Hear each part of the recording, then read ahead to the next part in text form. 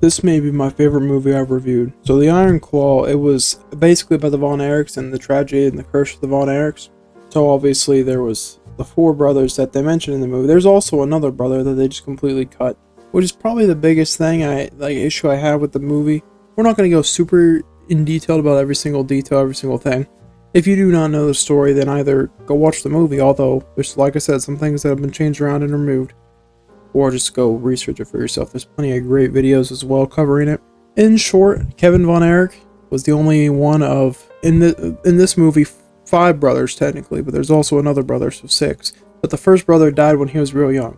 Essentially, the Von Erichs, one of the most famous wrestling families, if not the most famous, honestly. So Kevin Von Erich is the protagonist, obviously, but that doesn't mean the other Von Erichs didn't get a lot of time, of course, to be developed as human beings, as actual human beings, but also as characters in the movie. Great casting, by the way. Zac Efron and everybody. The cast did great. Everybody was fantastic. Obviously, it covers Kevin Von Erich as kind of being the guy that everyone expected to be like the top son. Then it switched to David, who was having a tour of Ric Flair. I'm just going through the cliff notes here. Unfortunately, in the movie, and I believe also in real life, he was very sick at Kevin's wedding. Goes to Japan to wrestle Ric Flair in Japan. Unfortunately passes in his hotel room. That's the first tragedy, a part of the movie itself, before the youngest brother died, like before the movie began. And then from there we have Kerry and Kevin. Kerry Von Erich is sort of, he was going to be in the Olympics, but then the Olympics, that was the year that the U.S. did not participate in the Olympics. Jimmy Carter had him not participate, had him not go. Soviets, that whole thing, that whole shebang. So he then joins the other Von Erich brothers in wrestling. They win the 6-man tag titles, have the feud with the Freebirds, which they have a couple. They have with the one match, and then also like snippets of previous matches. Does it justice, but then he gets in an accident on a motorcycle, loses a foot, and has to get a prosthetic eventually. But he's pretty much down and out for a while. So Kevin's once again the guy. He's the only one left wrestling. He ends up having a match with Ric Flair and loses by DQ. So he obviously doesn't win the NWA World Heavyweight Championship. That was the whole goal. Kerry Von Erich was the only one who was able to do that right before his injury. Then he had to vacate it. It's just the way to bring it back into the family. He falls up short. In the movie, it's obviously through emotions and, kayfabe brother. He's at this point married with a kid or two already. Marshall and Ross, who are actual pro wrestlers now, the Von Erichs, the newest generation of Von Erichs. Ultimately, it comes down to Kerry takes his own life in a way that is more suited towards his brother. If I can remember his name, I want to say it's Chase or something like that. The one they cut from the movie. They pretty much took his death and gave it to Kerry, which they both took their own lives, unfortunately.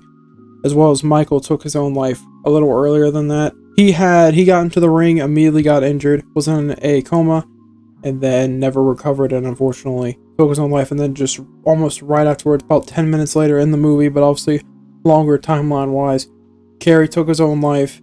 Kevin was the one to find him, and they had a scene with all the dead brothers reuniting, including with the youngest one who died before the movie began. Meanwhile, Kevin's just depressed. The moral of this video and the story, I was sad going out of it. I walked in with my buddy Justin MD, the most consistent YouTuber. Didn't expect this to be anything good, I'm gonna be honest. When he said, I thought he was joking when he wanted to watch the Von Erich movie. And then he asked about it about 11 o'clock today. I'm recording this the same day we watched it. And we went and watched it about 3 o'clock. Came out about 6. And I said, wow, well, I didn't expect to be depressed today. But, seeing a visualization of the Von Erich story. Very depressing. But also a very good watch if you're interested whatsoever. Our theater was very, very empty. It's a very small town. It was mostly older folk, like 30s, 40s at least. We were probably the youngest people in there, probably about 10 people. Not a very big theater either. I mean, probably 50 seats, so about a fifth of the theater, which, considering it's been out a couple days, it's a wrestling movie. Yeah, it's going to only appeal to a certain group of people, but if you're a wrestling fan or even interested in that sort of thing, or were a wrestling fan during that era or, more in previous eras, definitely worth a watch.